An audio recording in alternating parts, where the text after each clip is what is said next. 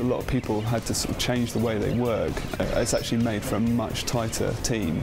Sort of art and design sort of being as one, opposed to design going away doing their thing, art going away and doing their thing, and then sort of clashing in the middle. It's a real organic process. I don't think you can really sit down and go, oh yeah, we're going to do this, we'll do that, and we'll do that, because it's not just about that, it's combining those two. You hear a lot of developers now talk about an iterative design process, which just means you come up with an idea, you try and work it up a little bit, maybe you implement it, then you see it on screen, and then you look at it and go, this bit works, this bit doesn't, let's do more of the stuff that does work. We want to come up with environments that would offer up the best opportunities for construction. We chose our environments so that they could support a lot of great power play moments.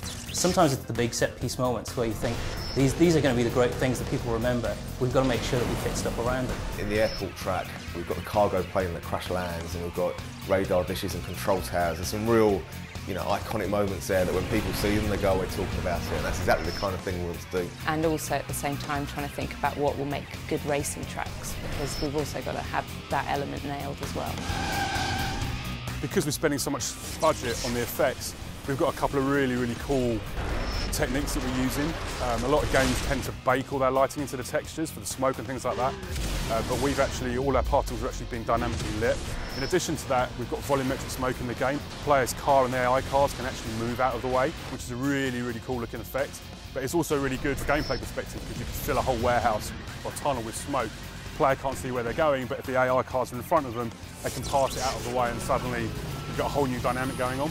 The AI in the game needs to be more sophisticated than usual AI systems. There's a lot of technology in there to try and make them behave realistically under these conditions, but also don't want them to race perfectly. So they do sometimes make mistakes, they do sometimes clump up and group together, and they do sometimes just go flat out for the fastest lap. We wanted to make our cars look contemporary. We didn't want them to look too outrageous. If you did see them on the street, you might turn your head and go, wow, that's an amazing looking car. We thought, well, with the environment blowing up left, right and centre, and really we wanted to have cars that looked like they could fit in with that kind of destruction, that could take that kind of rough environment.